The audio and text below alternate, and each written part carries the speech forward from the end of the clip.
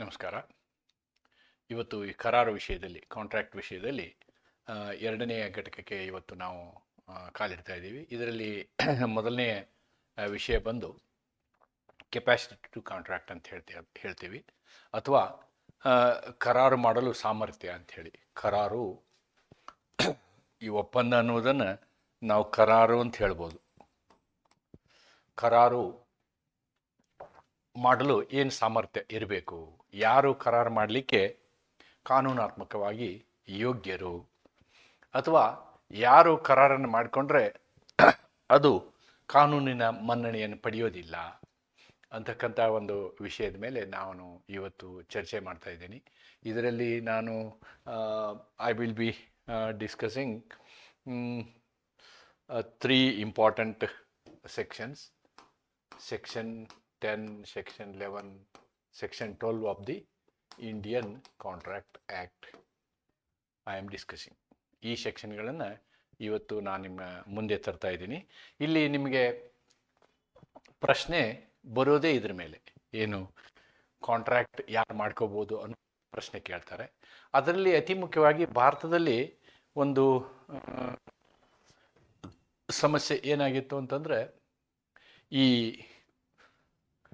Minors, ಬಾಲಕರುಗಳು contract ಮಾಡ್ಕೋಬೋದಾ ಅಂತಕ್ಕಂಥದ್ದು.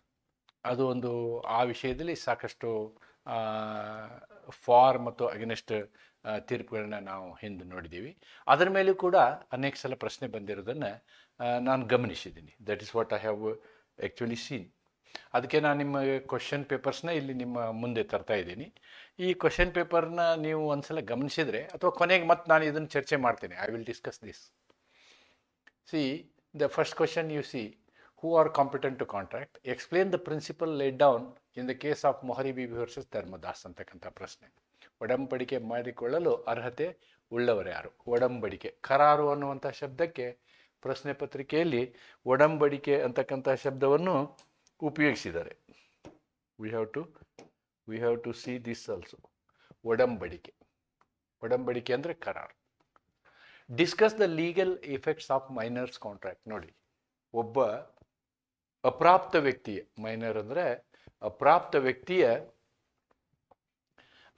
ಏನು ಒಂದು ಒಪ್ಪಂದ ಆದರೆ ಅದು ಕಾನೂನಾತ್ಮಕವಾಗಿ ಏನೇನು ಆಗ್ಬೋದು ಅನ್ನೋದನ್ನು ಚರ್ಚೆ ಮಾಡಿ ಅಂತಕ್ಕಂಥದ್ದು. Who are competent to contract? This is the general question. Actually this is the subject matter of our study. Explain the effects of minors agreement. ಅಲ್ಲಿಗೆ ಬರ್ತಾರೆ ಮತ್ತು ಅವರು.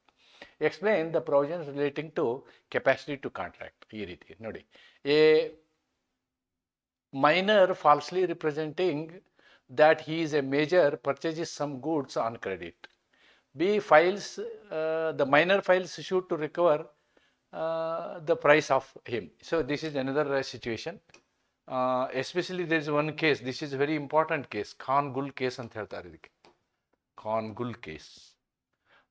ಆದ್ದರಿಂದ ನಾನು 4-5 ಪ್ರಕರಣಗಳನ್ನ ನಿಮ್ಗೆ ಚರ್ಚೆ ಮಾಡ್ತೀನಿ. ಅದರಲ್ಲಿ ಅತಿ ಪ್ರಮುಖವಾಗಿ 3 ಅಥವಾ 4 ಪ್ರಕರಣಗಳನ್ನ ನೀವು ನೆನ್ಪಿಟ್ಕೊಂಡ್ರೆ ನೀವು ಏನು ಈ 10 ಮಾರ್ಕ್ಸು ಅಂತ ಏನು ಹೇಳ್ತೀವಿ ನಾವು, ಇವಾಗ 16 ಮಾರ್ಕ್ಸು ಬರ್ಬೋದು ನಿಮಗೆ. ನೀವು ಸಿಲೆಬಸ್ ಪ್ರಕಾರ ಮಾರ್ಕ್ಸ್ ಜಾಸ್ತಿ ಆಗುತ್ತೆ. So content also has to be more. So with this background let us start the subject straight away. ಇದಕ್ಕೆ ಏನು ಕೆಪಾಸಿಟಿ ಅಂದರೆ ಏನು ಅಂತಕ್ಕಂಥದ್ದನ್ನು.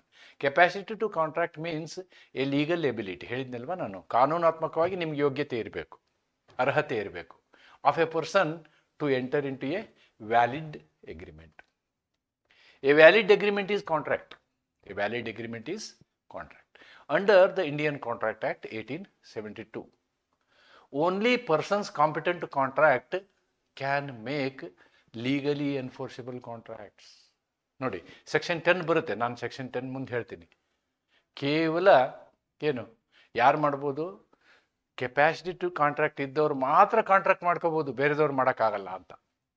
ಕರಾರು ಅಥವಾ ಒಡಂಬಡಿಕೆ, ನಾವು ಕರಾರು ಅಂತಕ್ಕಂಥ ಶಬ್ದವನ್ನು ಯೂಸ್ ಮಾಡಿದ್ದೀವಿ.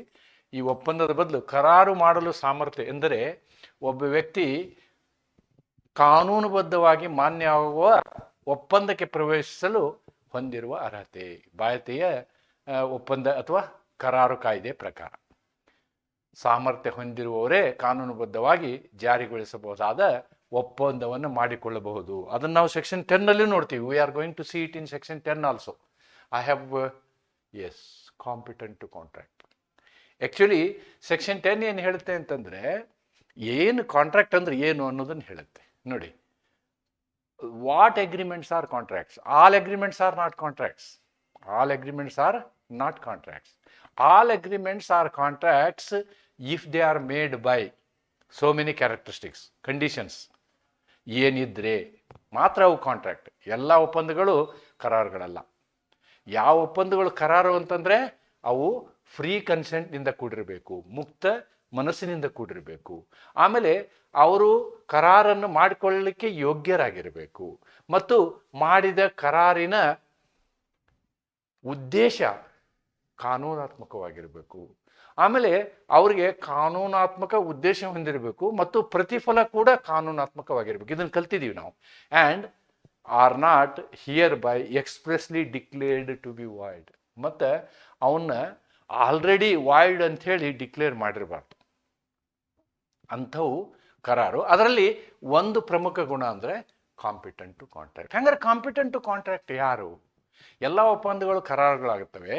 ಅವುಗಳನ್ನು ಕಾನೂನುಬದ್ಧ ಪರಿಗಣೆಗಾಗಿ ಮತ್ತು ಕಾನೂನುಬದ್ಧ ಉದ್ದೇಶಕ್ಕಾಗಿ ಕರಾರು ಮಾಡಲು ಸಮರ್ಥರಾದ ಪಕ್ಷಗಳ ಸ್ವತಂತ್ರ ಸಮ್ಮತಿಯೊಂದಿಗೆ ಮಾಡಿಕೊಂಡಿದ್ದರೆ ಮತ್ತು ಇಂತಹ ಒಪ್ಪಂದಗಳನ್ನು ಕಾಯ್ದೆಯಡಿ ಸ್ಪಷ್ಟವಾಗಿ ಅಮಾನ್ಯವೆಂದು ಘೋಷಿಸದಿದ್ದರೆ ಅದು ಕರಾರಾಗುತ್ತದೆ. ಹಾಗಿದ್ರೆ ಇಲ್ಲಿ ಅನೇಕ ಕಂಡೀಷನ್ಗಳಿದ್ದಾವೆ. Condition number 1, condition number 2, condition number 3 and condition number 4. Out of 4 conditions, one of the condition that is competent to contract.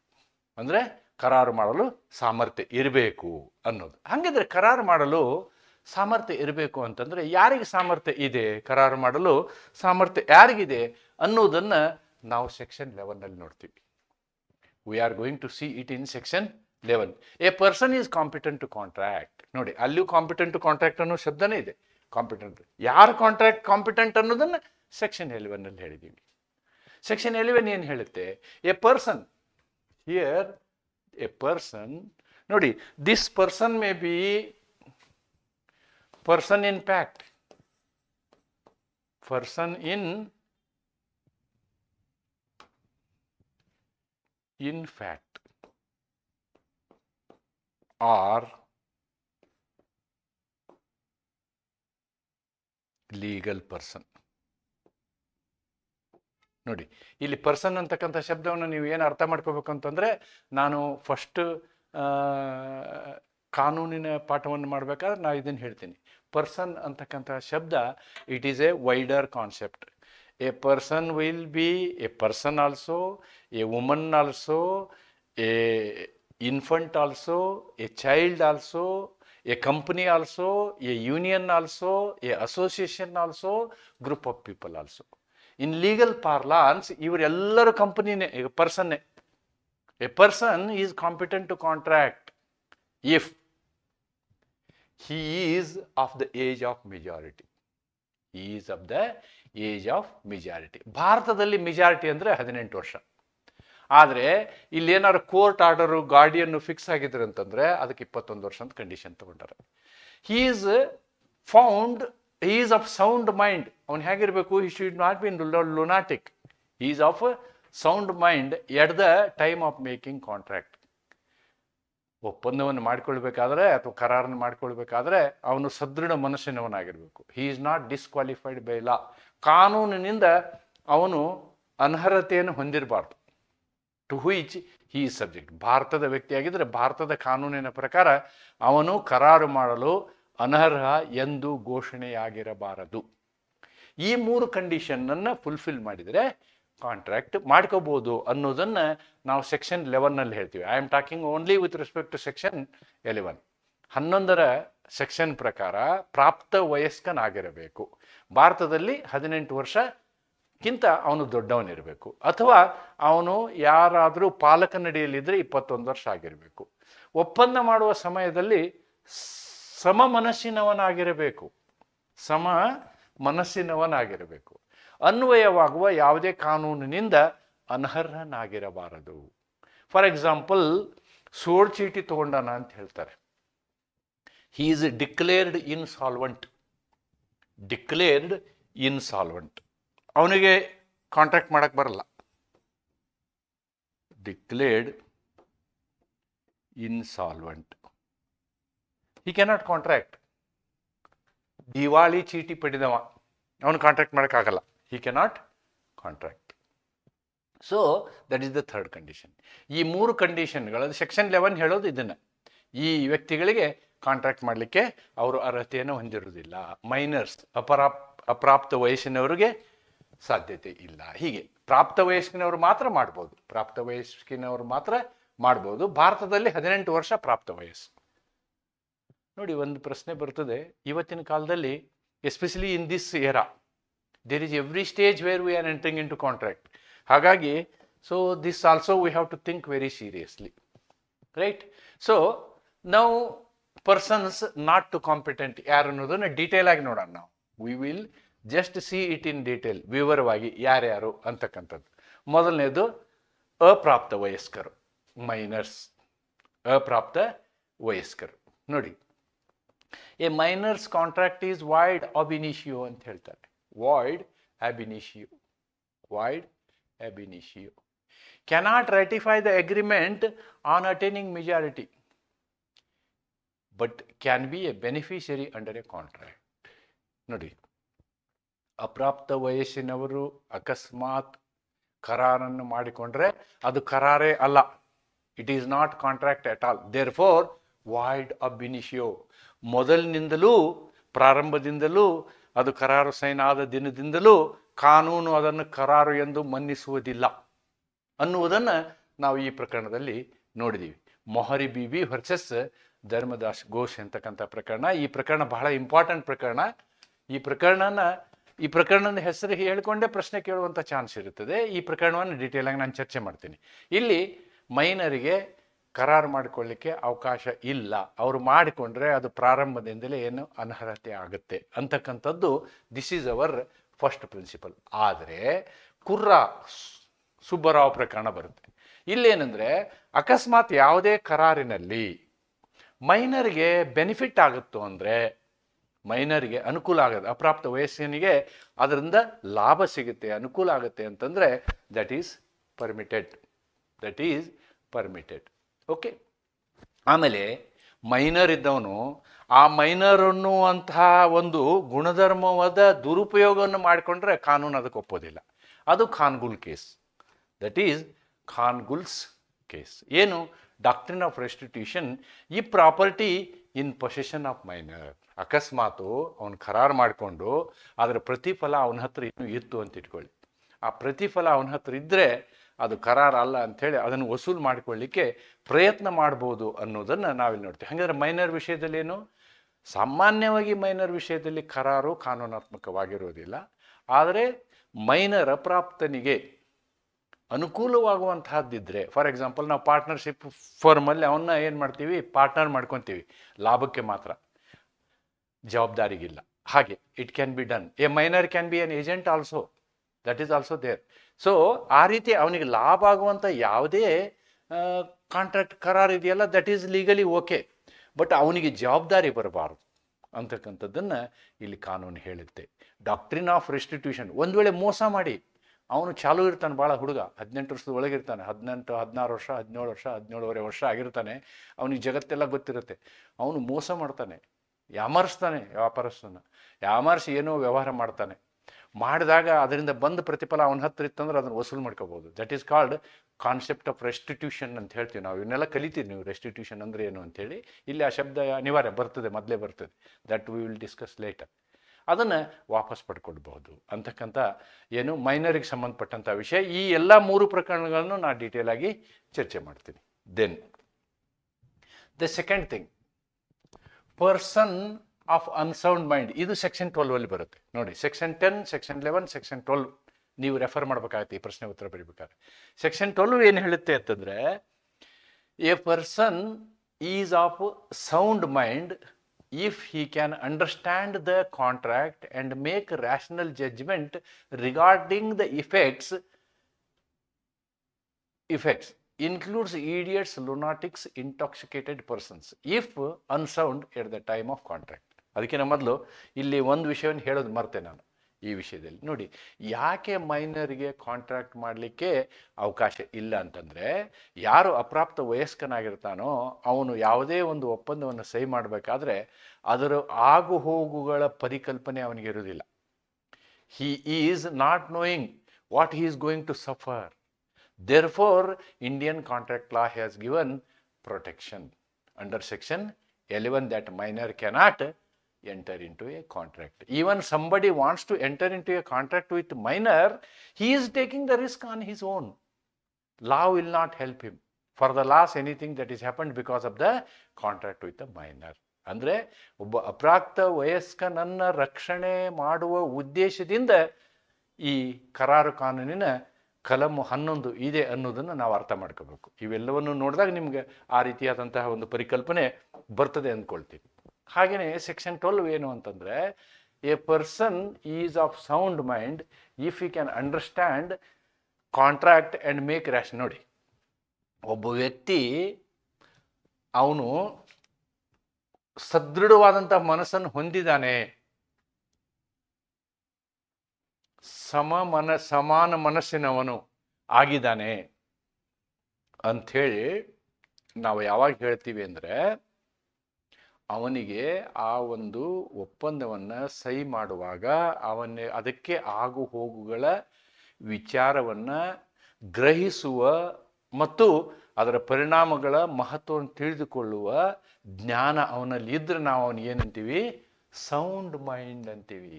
ಅವನಿಗೆ ಸಮಾನ ಮನಸ್ಸಿನವನು ಅಂತೀವಿ. ನೋಡಿ, ಇವರೆಲ್ಲ ಅಲ್ಲ.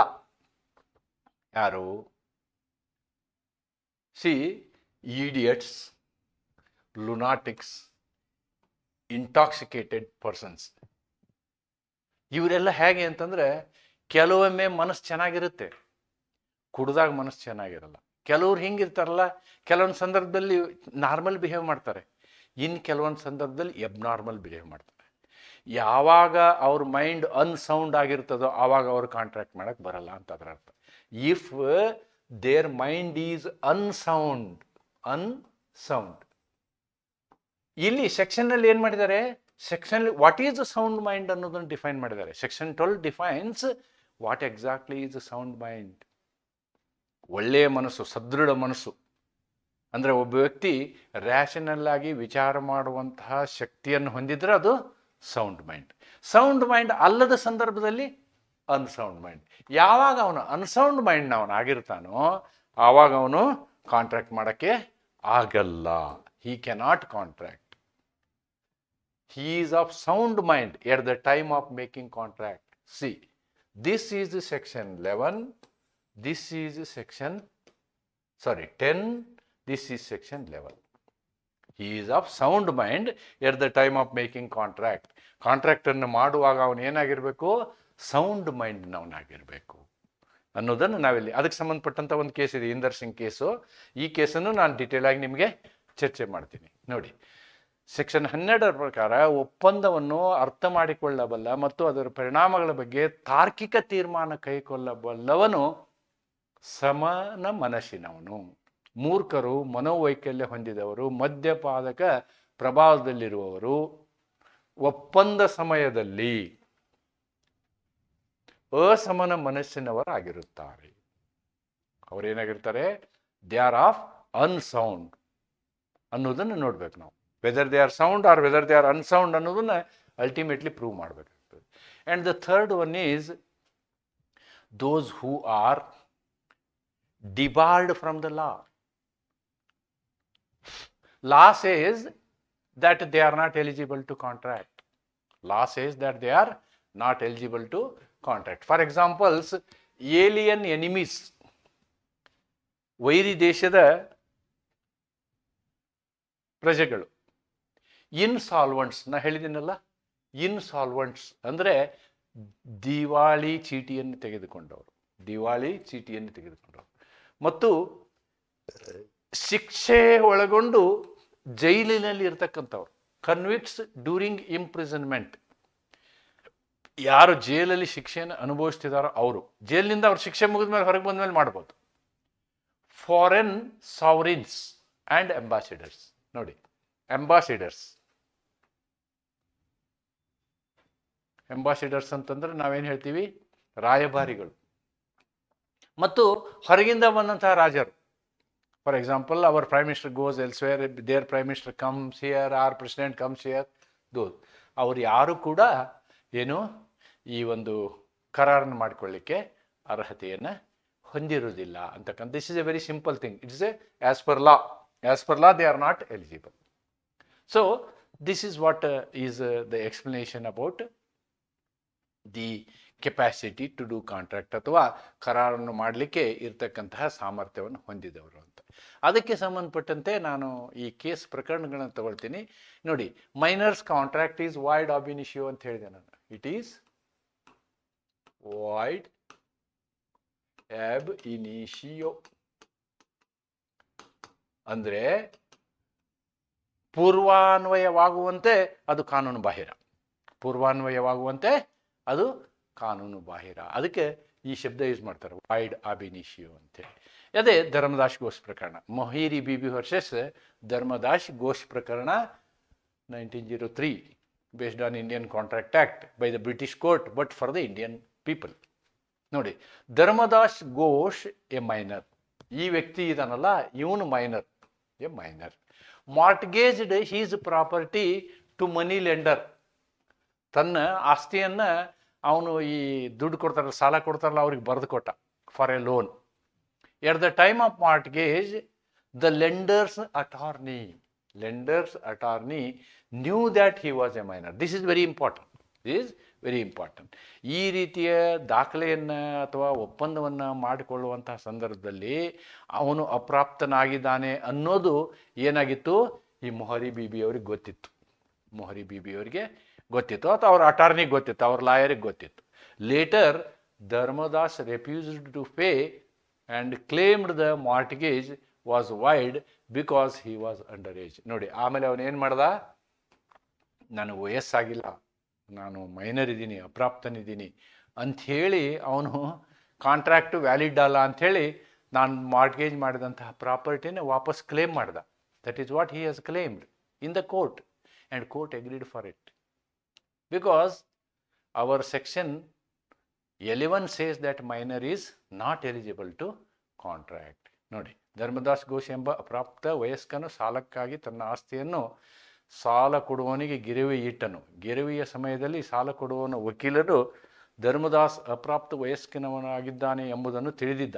ನಂತರ ಧರ್ಮದಾಸ್ ಹಣವನ್ನು ಹಿಂತಿರುಗಿಸಲು ನಿರಾಕರಿಸಿ ತಾನು ಕೊಟ್ಟಂತಹ ಗಿರಿವಿ ಅಮಾನ್ಯ ಎಂದು ವಾದಿಸಿದನು, ತಾನು ಅಪ್ರಾಪ್ತ ಎಂದು ವಾದಿಸಿದನು.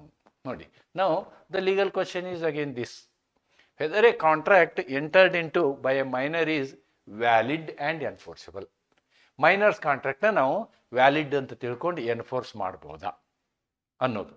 There four section our court said the privy council held that the agreement was void ab initio, invalid from the beginning. ಹೇಳಿದ್ನಲ್ವ, void ab initio. A minor is not competent to contract under section 11 of the Indian Contract Act. Therefore the mortgage was void and could not be enforced. Privy ಕೌನ್ಸಿಲ್ನ ತೀರ್ಮಾನದಂತೆ ಒಪ್ಪಂದವು ಆರಂಭದಿಂದಲೇ ಅಮಾನ್ಯ. ಭಾರತೀಯ ಒಪ್ಪಂದ ಕಾಯ್ದೆಯ section 11 ಪ್ರಕಾರ ಅಪ್ರಾಪ್ತ ವಯಸ್ಕನು ಒಪ್ಪಂದ ಮಾಡಲು ಅರ್ಹನಲ್ಲ. ಆದ್ದರಿಂದ ಗಿರ್ವಿ ಒಪ್ಪಂದವು ಅಮಾನ್ಯವಾಗಿದೆ. What is the legal principal?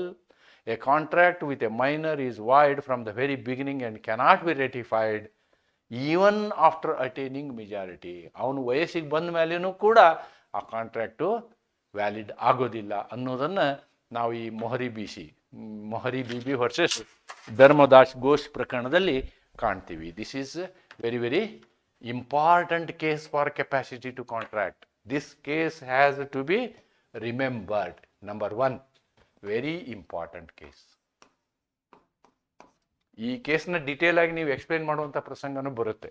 ಇಲ್ಲಿ ಜಡ್ಜಿಗಳು ಏನು ವಿಚಾರ ಮಾಡ್ತಾರೆ ಅಂತಂದರೆ, ಒಮ್ಮೆ ಕಾಂಟ್ರಾಕ್ಟೇ ಅಲ್ಲ ಅಂದರೆ ಎನ್ಫೋರ್ಸ್ಮೆಂಟ್ ಮಾಡುವಂಥ ಪ್ರಶ್ನೆ ಎಲ್ಲಿ ಬಂತು? ಬ್ರೀಚ್ ಆಫ್ ಕಾಂಟ್ರಾಕ್ಟ್ ಪ್ರಶ್ನೆ ಎಲ್ಲಿ ಬಂತು?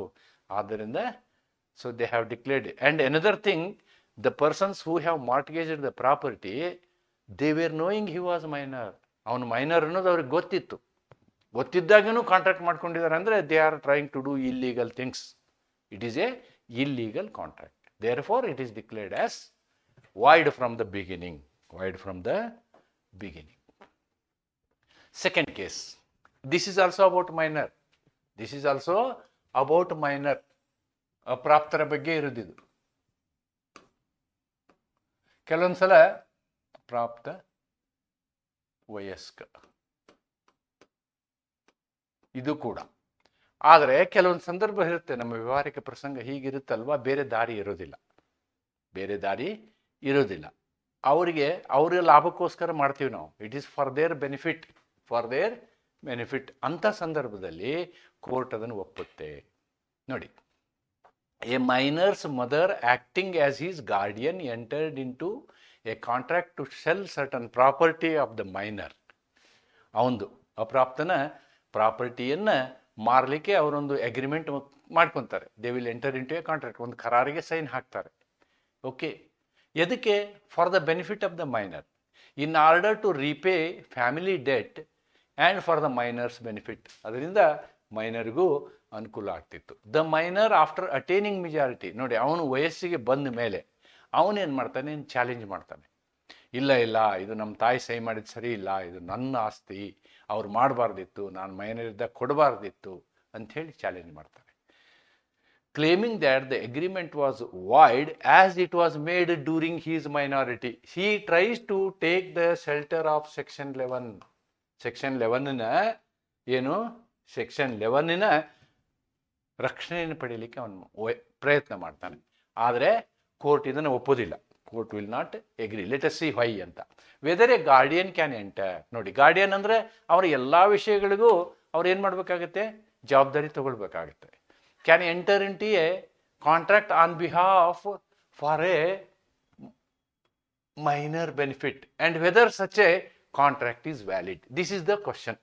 ಅಂದರೆ ಅಪ್ರಾಪ್ತ ವಯಸ್ಕನ ಪರವಾಗಿ ಅವರ ಪಾಲಕರು, ಆ ವ್ಯಕ್ತಿಯ ಪಾಲಕ ಕಾಂಟ್ರಾಕ್ಟನ್ನು ಮಾಡ್ಕೊಳ್ಬಹುದಾ ಅಂತ ನೋಡಿ. This is a very important case. The privy council held that as a guardian can enter into a contract on behalf of the minor if it is for the benefit of the minor. This is very important. ಇಲ್ಲಿ contract ಮಾಡಿಕೊಂಡಿರುವಂತಹ ಉದ್ದೇಶ ಏನು, ಆ ಮೈನರ್ಗೆ ಅನುಕೂಲ ಆಗುವಂತಹ ಉದ್ದೇಶದಿಂದ ಇದ್ರೆ ಮಾತ್ರ ಅದು ವ್ಯಾಲಿಡ್ ಅಂತ. Or for the necessities, or for the necessities as per section 11 and section 68 of the Indian Contract Act. ನೋಡಿ, ಸೆಕ್ಷನ್ 68 ಟಾಕ್ಸ್ ಅಬೌಟ್ ನೆಸೆಸಿಟೀಸ್. ಅದು ಇನ್ನೊಂದ್ಸಲ ಸೆಕ್ಷನ್ 68 ಹೇಳುವಾಗ ನಾನು ಮತ್ತೊಂದ್ಸಲ ಹೇಳ್ತೀನಿ. ನೆಸೆಸಿಟೀಸ್ ಒಬ್ಬ ವ್ಯಕ್ತಿಗೆ ಅವಶ್ಯಕತೆ ಇರುವಂಥದ್ದನ್ನು, ಈಗ ಅವ್ನಿಗೆ ಎಜುಕೇಷನ್ ದುಡ್ಡು ಬೇಕು, ಅವ್ರ ಹತ್ರ ಏನೂ ಇಲ್ಲ, ಆವಾಗ ಈ ರೀತಿ ಮಾರ್ಟೇಜ್ ಮಾಡಿ ಆ ದುಡ್ಡು ತೊಗೊಂಡು ಎಜುಕೇಷನ್ ಮಾಡಿಸಿರ್ಬೋದು. ಸೊ ಅಂಥ ಸಂದರ್ಭದಲ್ಲಿ ಅವನು ಇನ್ವ್ಯಾಲಿಡ್ ಅಂತಂದರೆ ಹೇಗೆ, ಅವನಿಗೆ ಹೆಲ್ಪ್ ಮಾಡಿರ್ತಾನೆ ಅಂತ.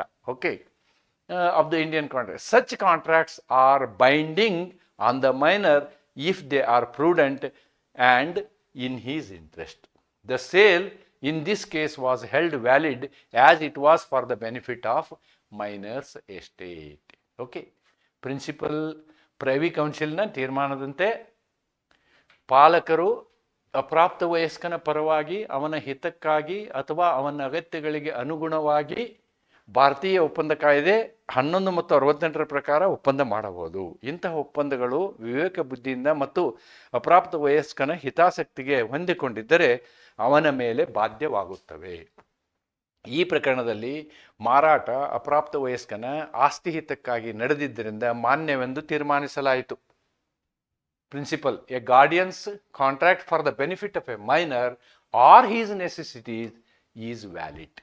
Here Section 11, Section 68 are considered. Because we are discussing only Section 11, Section 68 is incidental here. Section 68 ಬಗ್ಗೆ ಮತ್ತೊಂದು ವಿಶೇಷವಾದಂಥ ಅಲ್ಲಿಯೂ 2-3 ಕೇಸ್ಗಳನ್ನು ನಾವು ಹೇಳ್ಬೋದು. Then the third case, this is also for minor. ಇದು ಅಪ್ರಾಪ್ತಂದೆ. ಅಪ್ರಾಪ್ತ ನೋಡಿ, 1928 ಕೇಸ್ ಇದು. ನಾನು ಅಂದ್ಕೊಂಡಿದ್ದೆ ಜನ ಈಗ ಹುಡುಗರು ಅಷ್ಟು ಶ್ರೂಡಿದ್ದಾರೆ ಅಂತ. ಆವಾಗಲೂ ಶ್ರೂಡಿದ್ರು. There also people were like today children.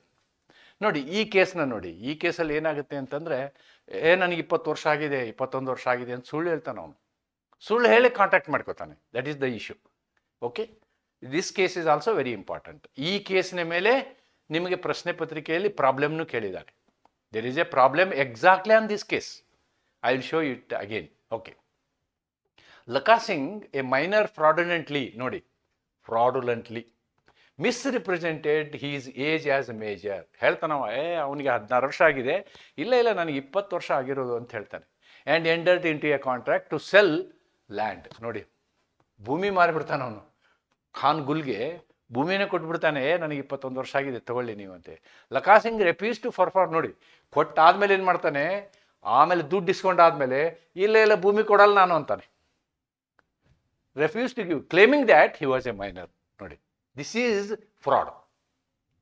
ಮೊದಲೇ ವಯಸ್ಸನ್ನು ಸುಳ್ಳು ಹೇಳಿ ಲ್ಯಾಂಡ್ನ ಮಾರ್ತಾನೆ, ಬರ್ಕೊಡ್ತಾನೆ, ಆಮೇಲೆ ದುಡ್ಡು ಬಂದ ಮೇಲೆ ಹೇಳ್ತಾನೆ ಇಲ್ಲ ನಾನು ಮೈನರು.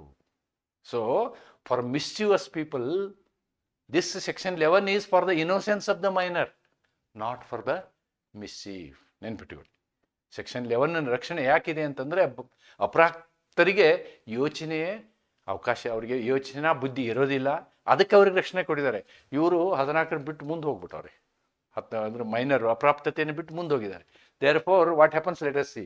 Khan Gul should arguing that minor should not be allowed to take advantage of his own fraud. ಇವನು ಏನು ಮೋಸ ಮಾಡಿದನಲ್ಲ, ಮೈನರ್ ಅನ್ನೋ ಉದ್ದೇಶವನ್ನು ಇಟ್ಕೊಂಡು ಇವನು ಮಾಡಿರೋ ಮೋಸ ಇದೆಯಲ್ಲ, ಕಾನೂನು ದುರುಪಯೋಗ ಇವನು ಮಾಡಬಾರ್ದು ಅಂಥೇಳಿ ಏನು ಮಾಡ್ತಾರೆ, ಅವರು ಕೋರ್ಟ್ಗೆ ಹೋಗ್ತಾರೆ.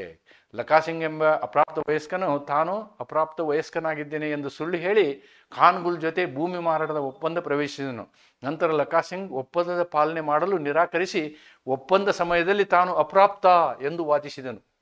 ಖಾನ್ ಗುಲ್ ಅಪ್ರಾಪ್ತ ವಯಸ್ಕನು ತನ್ನ ಮೋಸದ ಪ್ರಯೋಜನ ಪಡೆಯಬಾರದು ಎಂದು ದಾವೆ ಹೂಡಿದರು. What the court will decide in this case? Whether a minor misrepresenting his age can be held liable. ತನ್ನ ವಯಸ್ಸನ್ನು ಸುಳ್ಳು ಹೇಳಿ ಇವನು ಕಾಂಟ್ರಾಕ್ಟ್ ಮಾಡ್ಕೊಂಡಿದ್ರಲ್ಲ, ಹಂಗಾರೆ ಇವನಿಗೆ ನಾವೇನಾದರೂ ಇವನ್ನ ರೆಸ್ಪಾನ್ಸಿಬಲ್ ಮಾಡ್ಬೋದಾ, ಜವಾಬ್ದಾರಿ ಮಾಡ್ಬೋದಾ ಕಾಂಟ್ರಾಕ್ಟ್ಗೆ ಅನ್ನುವಂಥ ಪ್ರಶ್ನೆಯನ್ನು ಕೋರ್ಟ್ ಮುಂದಿಟ್ಕೊಂತು. And court analysed this. The court held that contract was void ab initio. Correct. Section 11 ನಮಗೇನು ಹೇಳುತ್ತೆ, ಕ್ಲಿಯರ್ ಆಗಿ ಹೇಳುತ್ತೆ, ವಾಯ್ಡ್ ಆಫ್ ಇನಿಷಿಯೋ ಮೊದಲಿಂದನೂ. ಹಾಗಿದ್ರೆ ಏನು ಮಾಡೋದು? Because a minor is incompetent to contract. Because section 11 says very clearly, even if the minor misrepresents his age, he could not be compelled to perform the contract. He could not be, ಯಾಕಂದ್ರೆ section ಆ ಥರ ಇದೆ. However, the court recognized the principle of equitable relief. The principle of equitable relief. ನೋಡಿ, equity is above everything.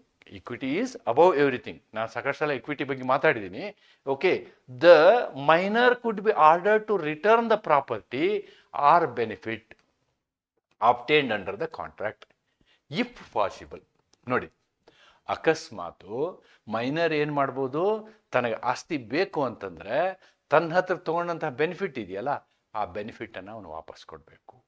That is to be returned if possible. ನೋಡಿ, ಅವೆಲ್ಲ ಖರ್ಚು ಮಾಡ್ಕೊಂಡ್ಬಿಟ್ಟಿದ್ನಂದ್ರೆ Govinda, but ಅವನ ಹತ್ರ ಏನಿತ್ತೋ, ಏನಾದ್ರು ಇದ್ದರೆ, ಆ ಬೆನಿಫಿಟ್ ಏನಾದ್ರು ಇದ್ದರೆ ಆ ಬೆನಿಫಿಟನ್ನು ಅವನು ವಾಪಸ್ ಕೊಡಬೇಕಾಗತ್ತೆ. That is what is known as doctrine of restitution. ಅದನ್ನು ಮತ್ತೆ ಡಾಕ್ಟ್ರಿನ್ ಆಫ್ ರೆಸ್ಟಿಟ್ಯೂಷನ್ ನಿಮಗೆ ವಿಶೇಷವಾಗಿ ಡಿಸ್ಕಸ್ ಮಾಡ್ತೀನಿ, ಮುಂದೆ ಅದಕ್ಕೆ ಬರುತ್ತೆ.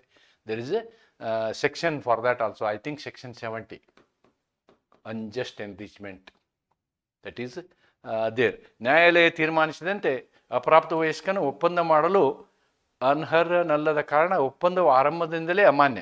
ಅಪ್ರಾಪ್ತ ವಯಸ್ಕನು ತನ್ನ ವಯಸ್ಸನ್ನು ತಪ್ಪಾಗಿ ತೋರಿಸಿದರೂ ಅವನು ಒಪ್ಪಂದ ಪಾಲನೆಗೆ ಬಾಧ್ಯನಾಗಿಸಲು ಸಾಧ್ಯವಿಲ್ಲ. ಆದರೆ ನ್ಯಾಯ ತತ್ವದ ಪ್ರಕಾರ, ನೋಡಿ, here principle equity was taken. ಒಪ್ಪಂದದಿಂದ ಪಡೆದ ಆಸ್ತಿಯನ್ನು ಅಥವಾ ಲಾಭವನ್ನು ಹಿಂದಿರುಗಿಸಲು ಅವನನ್ನು ಆದೇಶಿಸಬಹುದು.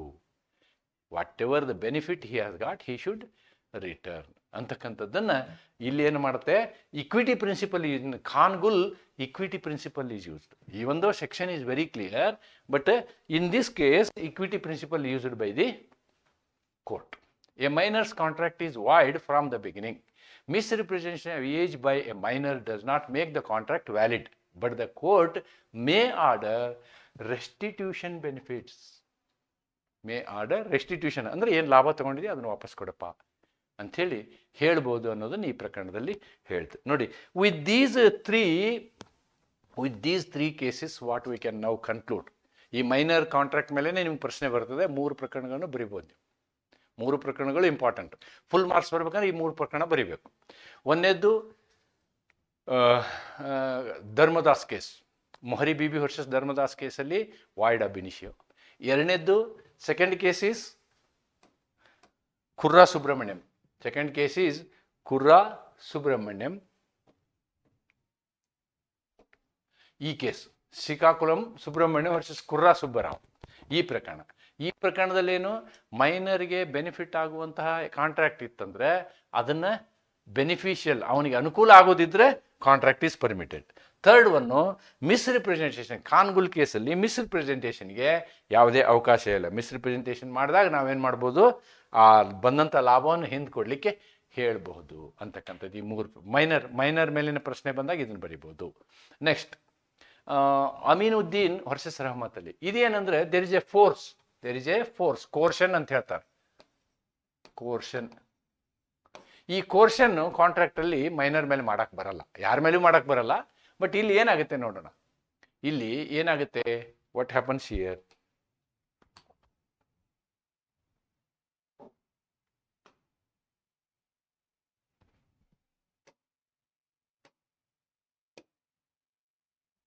facts. Aminuddin, a minor, entered into agreement with Rahmat Ali. Later, Rahmat Ali sought to enforce the contract against Aminuddin.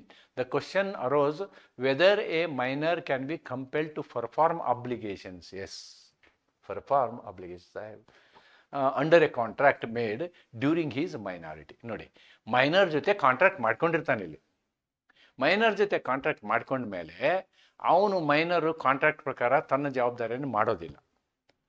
ಮಾಡೋದಿಲ್ಲ ಅಂಥೇಳಿ ಅವನೇನು ಮಾಡ್ತಾನೆ, ಇಲ್ಲ ನೀನು ಜವಾಬ್ದಾರಿ ಮಾಡಲೇಬೇಕು ಅಂಥೇಳಿ ಏನು ಮಾಡ್ತಾರೆ, ಅವನ ಮೇಲೆ ಒತ್ತಡವನ್ನು ತರ್ತಾರೆ. ಅದಕ್ಕೆ ಪ್ರಶ್ನೆ ಏನು, legal question, can a minor be compelled to perform a contract made during his minority? ಒಬ್ಬ ವ್ಯಕ್ತಿ ಅಪ್ರಾಪ್ತನಾಗಿದ್ದು ಕಾಂಟ್ರಾಕ್ಟ್ ಮಾಡ್ಕೊಂಡಿದ್ರೆ ಅದ್ರ ಜವಾಬ್ದಾರಿ ಅವನು ಹೊರಬಹುದಾ ಅಂತಕ್ಕಂಥ ಸಿಂಪಲ್ ಪ್ರಶ್ನೆ. Court will say no. Okay. The court held that Section 11 of the Indian Contract Act, a minor is incompetent to contract. Any agreement with a minor is void ab initio, and therefore a minor cannot be compelled to perform a contract. Simple case, ಇದರಲ್ಲಿ ಏನಿಲ್ಲ.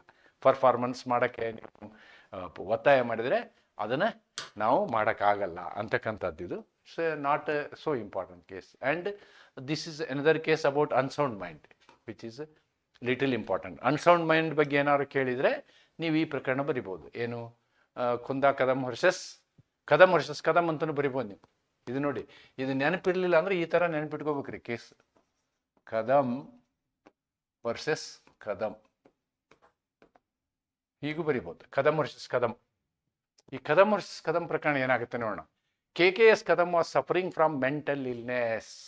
ನೋಡಿ, mental illness ಅಂದರೆ unsound mind, and was not of sound mind during certain periods. During one such period of unsoundness, ಅವನ ಮನಸ್ಸು ಯಾವಾಗ ಸರಿ ಇರಲಿಲ್ವೋ ಆವಾಗ ಅವನ ಕಡೆಯಿಂದ ಒಪ್ಪಂದ ಸಹಿ ಮಾಡಿಸ್ಕೊಂಡಿರ್ತಾರೆ. An agreement was entered into between him and Srimati Kunda Kadam. Later, the validity of the agreement was challenged. Answer is this. Unsound mind ಇದ್ದಾಗ ಮಾಡಂಗಿಲ್ಲ. Section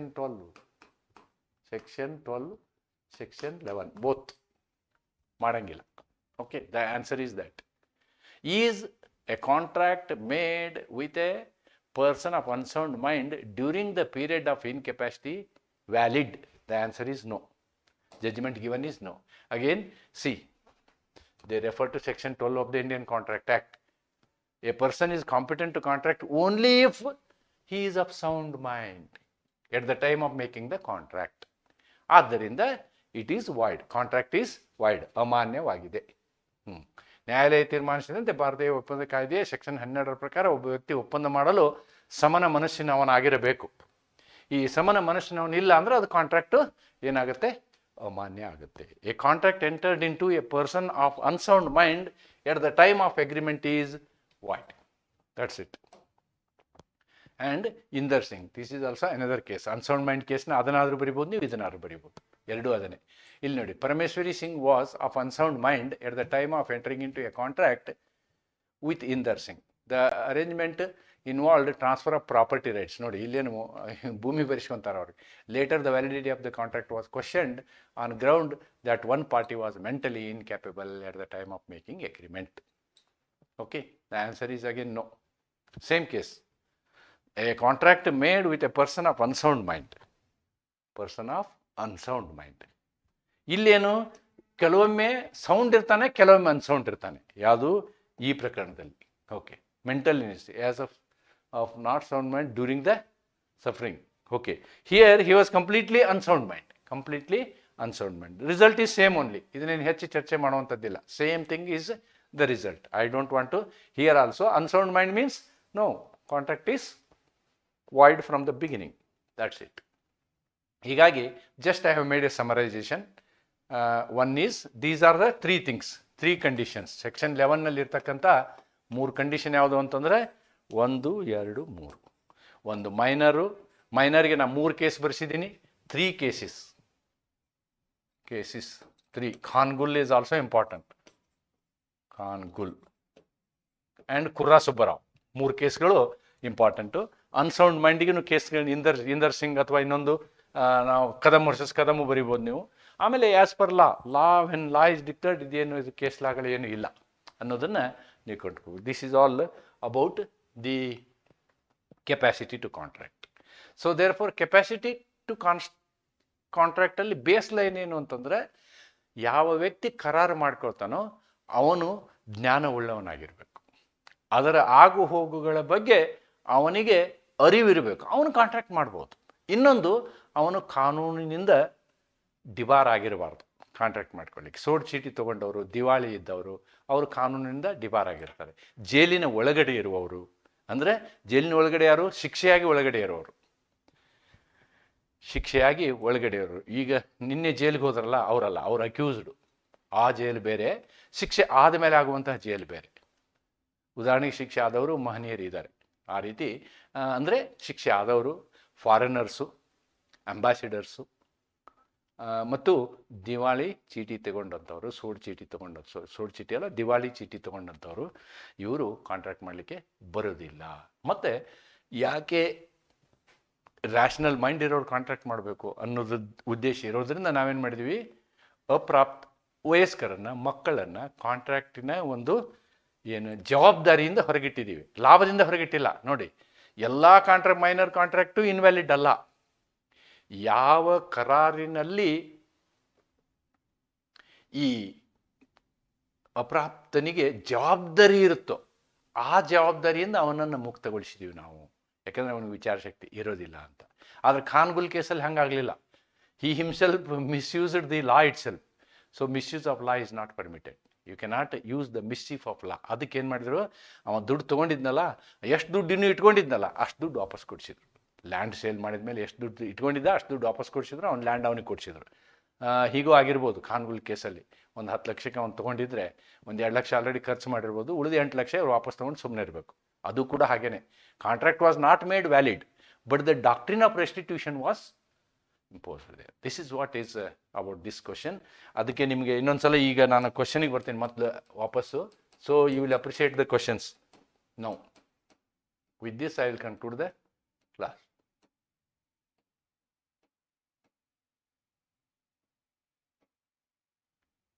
Yes, this is the question paper. Now you can read the question paper. Who are competent to contract? Explain the principle laid down in Mohari Bibi case. ಹೇಳಿದ್ನಲ್ವಾ ನಾನು, void ab ಇನಿಷಿಯೋ, ಯಾರು contract ಮಾಡಲು ಅರ್ಹತೆಯುಳ್ಳವರು. ಅಂದರೆ ನೀವು ಅರ್ಹತೆ ಯಾರು ಇಲ್ಲ ಅಂತ ಹೇಳಬೇಕು. ಅಂದರೆ ಏನಿರ್ಬೇಕು, ಅವನು ಯೋಚನಾ ಶಕ್ತಿ, ಒಳ್ಳೆಯ ಮನಸ್ಸಿನುಳ್ಳವರು ಕಾಂಟ್ರಾಕ್ಟ್ ಮಾಡ್ಬೋದು, ಈ ಕೆಳಗಿನವ್ರು ಮಾಡೋಕ್ಕಾಗಲ್ಲ ಅಂತ. Discuss the legal effects of minor contract. 3 ಪ್ರಕರಣ ಬರೀಬೇಕು ನೀವು. 10 ಮಾರ್ಕ್ಸಿನ ಪ್ರಶ್ನೆ ಇದು. 3 ಪ್ರಕರಣ. One is Srikakulam versus Kurra Subbarao, Mohori Bibi, Khan Gul case. 3 ಬರೀಬೇಕು. ನೋಡಿ, who are competent to contract, explain the effect of minors agreement. ನೋಡಿ, explain the provisions relating to capacity to contract. Same thing. Whatever I have discussed, everything you have to write for all these. These are the questions that are offered. ನೋಡಿ ಕೊನೆ ಒಂದು ಇದು ಇದೆ ನೋಡಿ. A minor falsely represents a minor falsely represents to be that he is major and purchases some goods on credit. B files a suit to recover the price from A. Decide. ಖಾನ್ಗುಲ್ ಕೇಸ್ನ ಬರಿಬೇಕು ನೀವು. ಇಲ್ಲಿಯೂ ಕೂಡ contract valid ಅಲ್ಲ. ಆದರೆ ಖಾನ್ಗುಲ್ ಪ್ರಕರಣದಲ್ಲಿ ಏನಾಗಿದೆ ಅಂತಂದರೆ, ಅಕಸ್ಮಾತ್ ಆ ಬೆನಿಫಿಟ್ ಅವನ ಹತ್ರ ಪ್ರಾಪರ್ಟಿ ಇತ್ತು ಅಂತಂದರೆ ಅದನ್ನು ವಾಪಸ್ ತಗೊಳ್ಬೋದು, ಡಾಕ್ಟ್ರಿನ್ ಆಫ್ ರೆಸ್ಟಿಟ್ಯೂಷನ್ ಅಪ್ಲೈ ಮಾಡ್ಬೋದು ಅನ್ನೋದನ್ನು ಆ ಪ್ರಕರಣದಲ್ಲಿ ಹೇಳಿದ್ದಾರೆ ಅನ್ನೋದನ್ನು ಬರಿಬೋದು. These are the questions that can come. With this I am going to conclude this class, and in the next class I am coming with another video of Unit 2. Unit 2 ಒಂದನೇ class ಇದು ಅಂತ ಹೇಳ್ತಾ ಇಲ್ಲಿಗೆ ಇವತ್ತಿನ ಈ ಕ್ಲಾಸನ್ನು ಮುಗಿಸ್ತೀನಿ. ನಮಸ್ಕಾರ. Thank you.